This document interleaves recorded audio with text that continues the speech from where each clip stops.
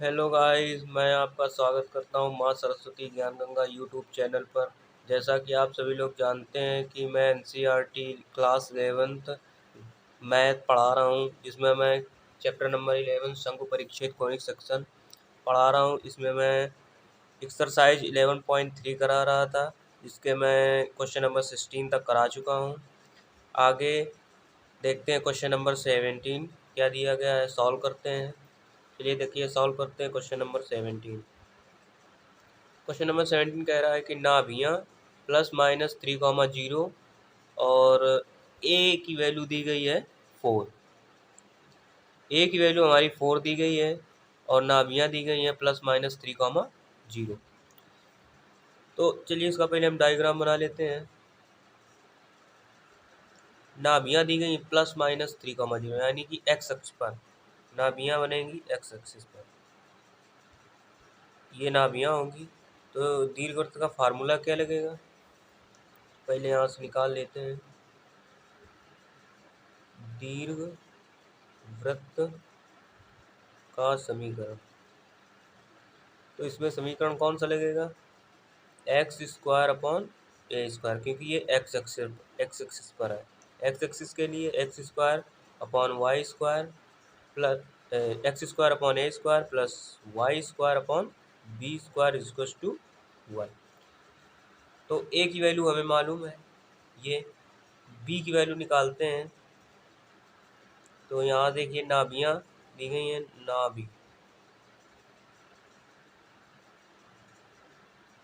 नाभियाँ के दी गई ±3,0। फार्मूला इसका क्या होता है, प्लस माइनस a(0). ये डायरेक्ट निकाल सकते हैं +-c(0) से, ये भी होता है, दोनों होते हैं। तो c इक्वल्स टू आया 3। अब रिलेशन एक होती है, वो होती है c² equals to a² minus b²।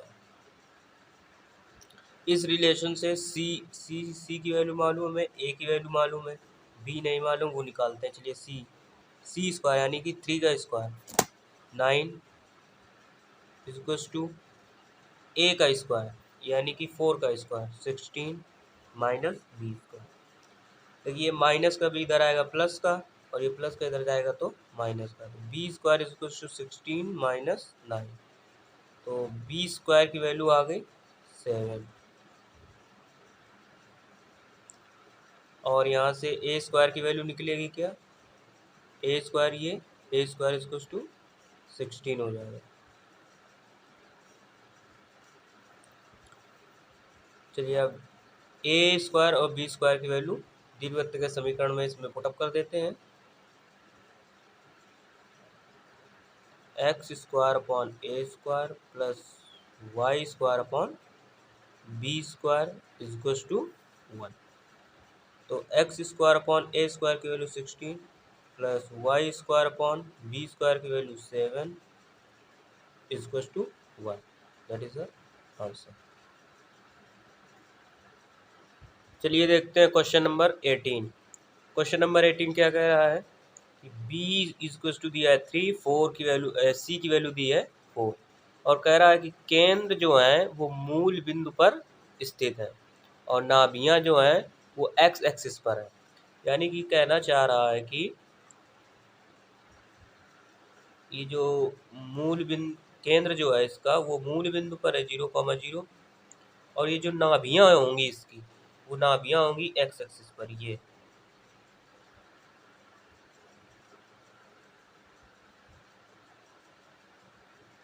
तो डायग्राम कुछ इस तरीके का बनेगा। तो सॉल्व करते हैं क्वेश्चन। देखते हैं कि जब हमें c की वैल्यू पता है, b की वैल्यू पता है, तो इसकी एक रिलेशन होती है। क्या होती है कि c² equals to a² minus b²। Value put up कर देते हैं। c² यानी कि 4 का स्क्वायर 16, a² माइनस b² यानी कि 3 का स्क्वायर 9, प्लस माइनस का इधर आएगा तो प्लस का हो जाएगा। 16 plus 9 equals to a², then a² equals to 25, और b² की वैल्यू यहाँ पर होगी 3, 3 का स्क्वायर 9, और इस वाले डायग्राम के लिए दीर्घवृत्त का समीकरण क्या होगा? दीर्घवृत्त का समीकरण होगा x square upon A square plus Y square upon B square equals to 1। Then x square upon A square की value 25 plus Y square upon B square की value 9 equals to 1। That is the answer. तो चलिए चलते हैं next question की ओर। Next question कह रहा है 90 नंबर क्वेश्चन है। चलिए देखते हैं क्या कह रहा है कि केंद्र जो है वो 0,0 पर, दीर्घ अक्ष जो होगा वो y अक्ष पर होगा और बिंदुओं 3,2 और 1,6 से जाता है।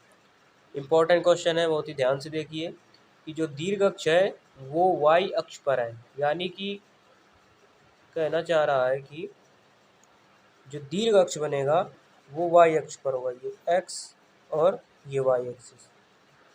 तो जो दीर्घ अक्ष होगा वो कुछ ऐसा बनेगा, y अक्ष पर दीर्घ अक्ष होगा, ये हो जाएगा a,0 सॉरी 0, a,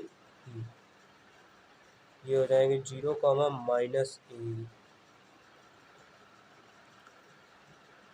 केंद्र, ये केंद्र है 0,0 और कह रहा है कि बिंदुओं 3,2 यानी कि ये 3 x एक्सिस पर 3 एंड y एक्सिस पर 2, ये जो बिंदु होगा वो होगा 3,2 से जाता है एंड 1,6 यानी कि x एक्सिस पर 1 और y एक्सिस पर 6, ये बिंदु होगा 1,6 यानी कि ये जो 3,2 और 1,6 है ये x और y की वैल्यू है, क्योंकि ये x ये इससे होकर जाता है। तो ये x एक्सिस और y एक्सिस की वैल्यू दी गई है, हमें a और b की वैल्यू पहले फाइंड आउट करनी पड़ेगी। तो देखिए कैसे करते हैं, बहुत इंपॉर्टेंट क्वेश्चन है, थोड़ा ध्यान से देखिएगा। पहले निकालते हैं कि दीर्घ अक्ष क्या है। दीर्घ अक्ष y एक्सिस पर है, y अक्ष पर स्थित है, इसलिए जो दीर्घ अक्ष का समीकरण होगा, दीर्घ अक्ष का जो समीकरण होगा वो होगा x square upon B square, क्योंकि ये y एक्सिस पर दीर्घ अक्ष है, इसलिए X square upon B square and Y square upon A square equals to 1। ये समीकरण हो गया। अब समीकरण 1 मान लेते हैं। इसमें है क्या कि ये जो समीकरण है ये जाता किससे है, बिंदुओं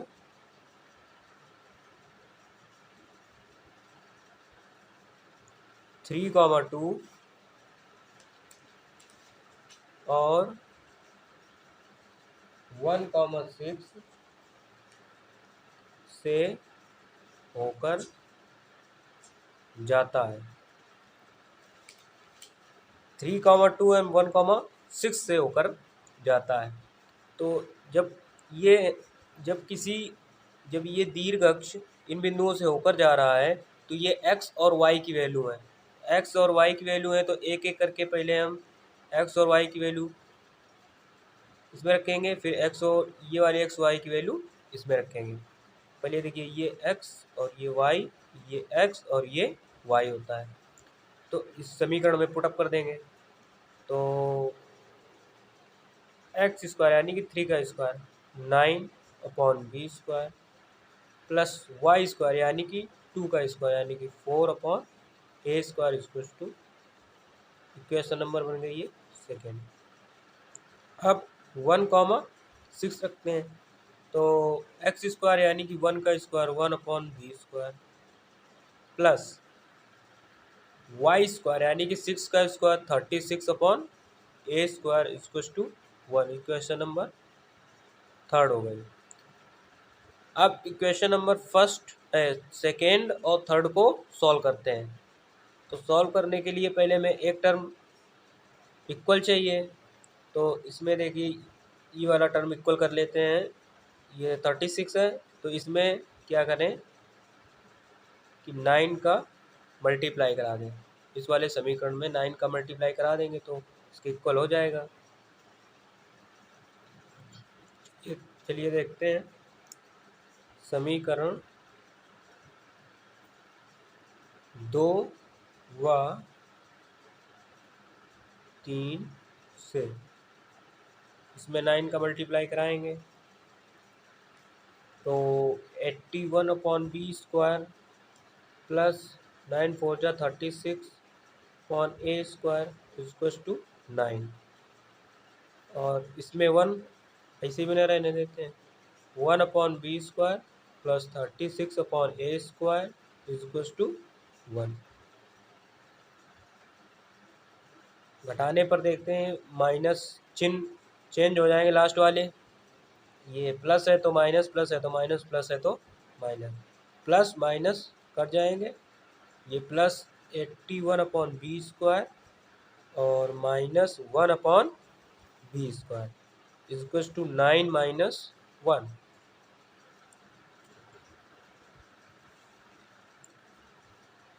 चलिए देखते हैं कि 81 में 1 जाएगा तो आएगा 80/b² equals to 8 and b² 8 बन जाए 8 10 टाइम नहीं आया तो b² इक्वल्स टू 10। b² की वैल्यू आ गई 10। इसको समीकरण नंबर सेकेंड या थर्ड में किसी में भी एक में रख देते हैं तो a की वैल्यू आ जाएगी। का मान समीकरण सेकेंड में रखने पर तो देखिए यहाँ से ये सेकेंड नंबर है, ये सेकेंड नंबर है। क्या कह रहा है सेकेंड नंबर कि 9/b² plus 4/a² equals to 1।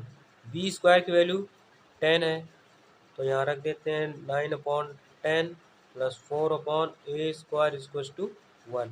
Plus का इधर आएगा तो माइनस का 4/a² इक्वल्स टू 1 माइनस 9/10।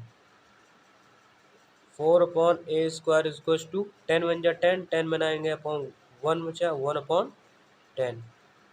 इसका इससे मल्टीप्लाई, इसका इससे मल्टीप्लाई, यानी कि a² इक्वल्स टू 10 4 जा 40।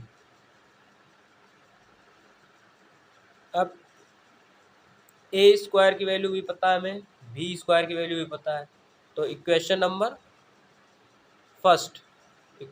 जो फर्स्ट है इसमें a² और b² की वैल्यू पुटअप कर देंगे। चलिए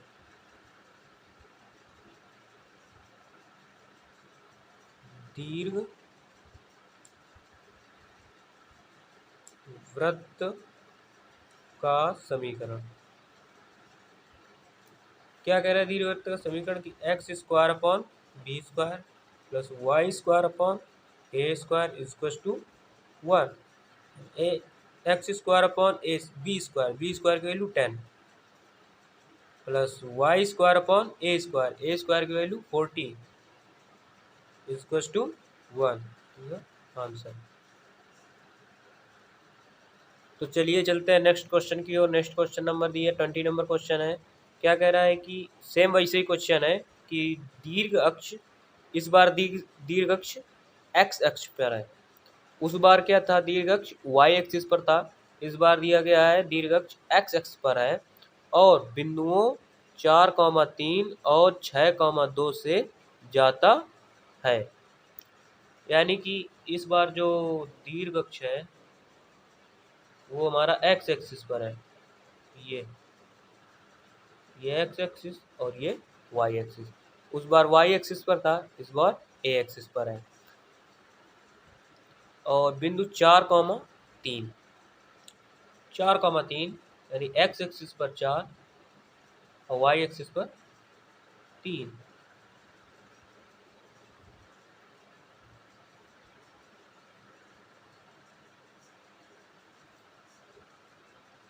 4,3 और 6,2, 6,2,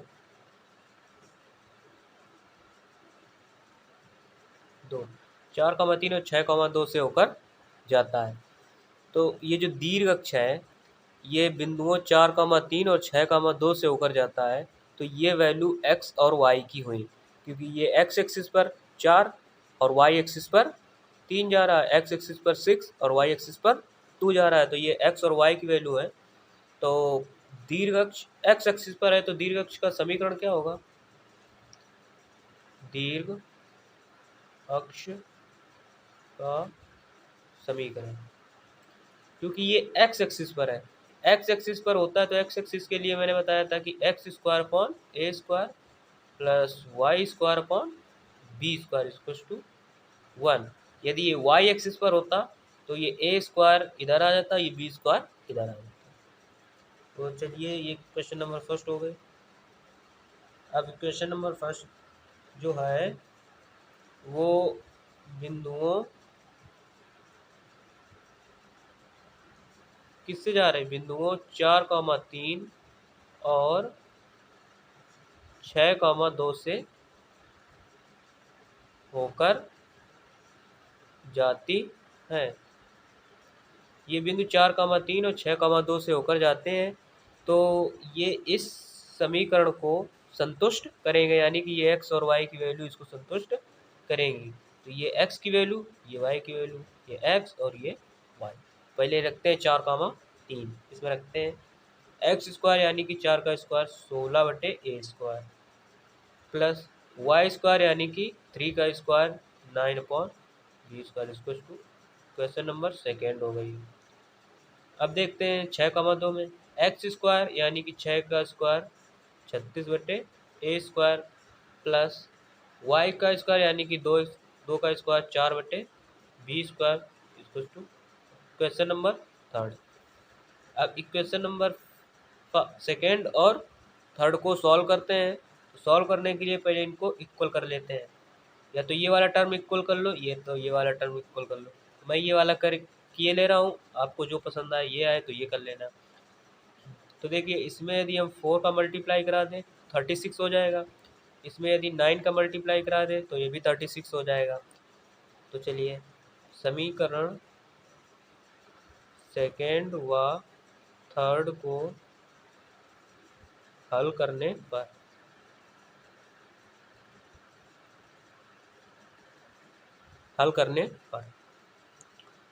देखिए सॉल्व करते हैं। तो मल्टीप्लाई कराएंगे तो 16 चौको 64 के a स्क्वायर तो चौको 36/b स्क्वायर बराबर इसमें मल्टीप्लाई कराएंगे तो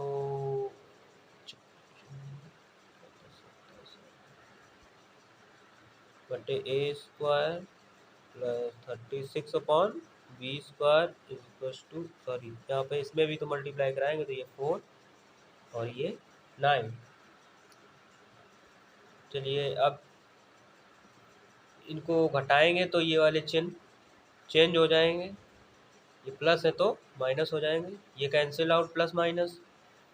इसको सॉल्व करते हैं 64/a square minus 324/a square equals to ये 4 माइनस 9। अब ये इसमें जाएंगे तो ये माइनस का आएगा, माइनस का 061/a square equals to minus का सॉरी इसमें ये 2 आएगा 260/a स्क्वायर। तो ये माइनस माइनस कैंसिल आउट हो जाएंगे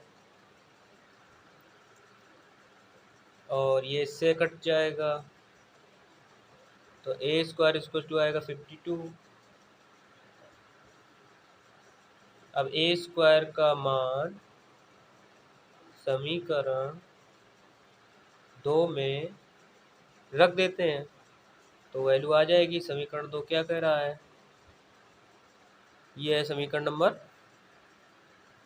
थर्ड, ये है समीकरण नंबर 2। तो इसमें रखते हैं हम। तो पहले समीकरण लिख लेते हैं, a square plus Y square upon B square equals to 1। अब ए स्क्वायर की वैल्यू हम निकाल चुके हैं, यहाँ पे आए 52 plus Y square upon B square equals to 1। ये प्लस का इधर जाएगा तो माइनस का आएगा, तो Y square upon B square equals to sorry ये वाई नहीं है 9 है, ये 9 है ना इधर 9, तो 9 upon B square 1 minus 2, 9 upon B square equals to 52 बन जा 52, 16 उसमें जाएंगे तो बचेगा 36 अपॉन 52।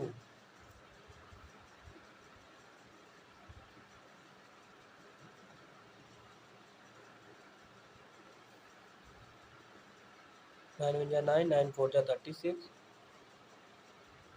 और इससे इसको डिवाइड करते हैं, 4 1 जा 4, 4 3 जा 12, then B square equals to I value 13। A square भी पता है हमें और बी स्क्वायर भी वैल्यू निकल आए। अब निकालते हैं दीर्घवृत्त का समीकरण।